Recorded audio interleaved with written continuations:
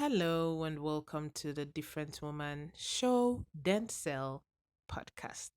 My name is Sandra. I am the different woman.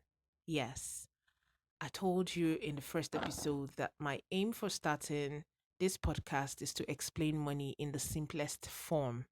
So we're going to be starting from the basics. Storytelling.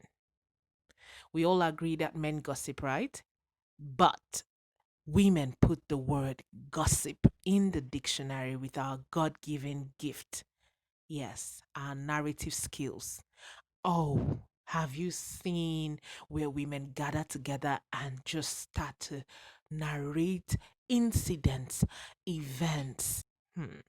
But when we talk about money, when we talk about business, women forget their skills, their narrative skills. Okay, so let's backtrack a bit. Storytelling, right? I would say everything is a story. Mhm. From the minute you wake up, that is a story. You sleep your legs in your sleepers, that is a story. You go to the bathroom, that is a story. You brush your teeth, that is a story. You go downstairs, you eat your breakfast, and a series of events just keep happening. Those are stories, yes. Everything about your day is a story. So everything is a story. But is every story worth telling? And is every story worth listening to? That's where storytelling comes in. Now, what is storytelling? So I could just come over to you and say, I ate an egg this morning. It was good. And I've told you a story. But I could also tell you, hey girl, I took a bite of the most delicious, sumptuous, and divine piece of egg this morning. Every chew, every bite was worth it. I could feel the ingredient, the flavors in there. And I think I would go back for it. Now, which story would you buy? The one that just told you the egg was good, or the one that described the egg to you? Well, I'm sure if the person was going back for another piece of egg, you would want to follow because you want to try that out. You want the same experience, right? So that is storytelling. The art of inspiring action. That is storytelling. The art of inspiring, the art of causing, the art of making people believe.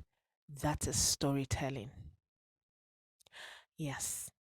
Now, is everybody a storyteller? Well, no. But yes, as women, we have the gift of remembering series of events, of narrating series of events, of telling it as it is, of embellishing it. Yes. Because of course, that's what it is. Stories. hmm Most times when we talk about money, when we talk about business, a lot of women forget this all vital, all important skill of showing, not telling. So, the example we had before is about someone who came and just told, you know, about a good egg. And then the other person showed what it felt like to eat such an egg. So, in the media, we say, show, don't tell. And that's where I got inspired to name this podcast from because mainly what we will be focusing on is how to show your service, not tell your service. We'll be focusing on how to show it and then sell it. Yes. So you see, this podcast is divine. Okay, so back to storytelling. Where do you start from to start to tell your story? I know it gets confusing most times because we have a lot of angles we want to cover, we want to tell. But what kind of details are important to making that story worth listening to? Let's start from the beginning. Yes, the beginning of your story. What is the beginning of your story? That is your brand story. We're going to talk about brand story, you know, in later episodes, but right now, what you need to know is people want to feel connected to you. People want to know you. People want to be part of your story. So, walk us through your journey. Who were you before becoming this person who wants to sell to us, who wants us to listen to you? Who were you? So, take us through that journey. There's a struggle in there. There is something that could resonate with your ideal client. That is your focus. That should be your focus. Okay, so let's take an example again from our previous example, eating an egg. Why is this egg important to you? Why is this egg important to tell, to share about?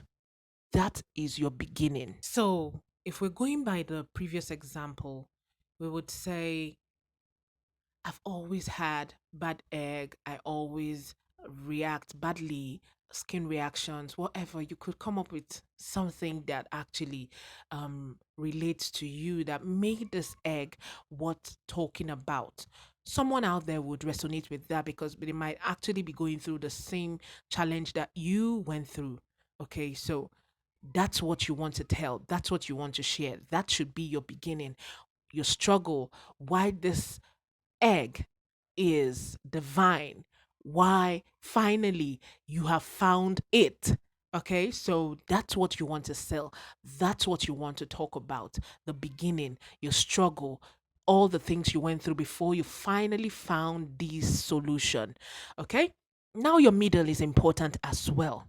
The middle should support your beginning. So, from our example before, we talked about all the flavors coming together. We talked about the ingredients and all of that supported the beginning. It should be relevant to your story. So you build it, you build it, you build it to the end. So the end of your story is also important, just like your beginning and middle.